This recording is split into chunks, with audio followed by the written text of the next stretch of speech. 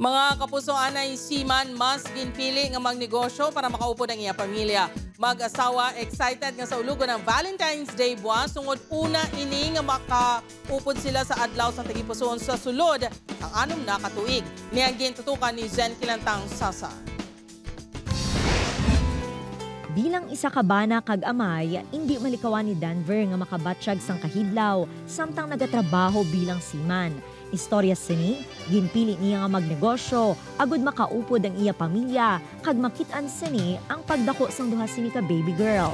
Para may experience ko man ang maupod kong mga bata, umuti kay sa pila ka bulan, 1 month, 2 months, balik naman sa barko.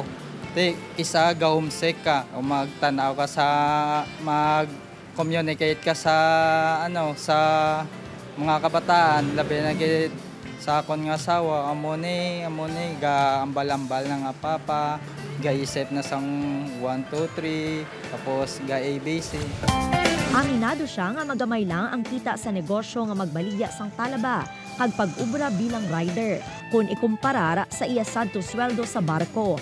Apang hindi naman mabayran ang iya kalipay sang bisan ano nga manggad. Sunod sa iya asawa nga si Julian, madamo man sila sa mga pagtilaw nga ginaagyan. Apang ang importante, nagatimbanganay sila nga duha sa pagdiskarte sa kabuhi. Laing gidyadan kung upod mo gidya ang bana mo sa pag-atipan kag patindir sa kabataan. Espesyal para sa mag-asawa ang pagsaulog sang Valentine's Day buwas, bangod ini pa lang ang unang nga tion nga magaupdanay sila sa sulod sang anong katuig nga sila ang nangin mag-asawa. Damo man kami mga inagyan. Mga sang nobyanay pa lang kami. Siyempre subong nga may kabataan na kami. Pero isa lang ang gin pabakag kami sang Ginoo. Communication kag kaganiste kag mansig buliganay sa isa kag isa para ang problema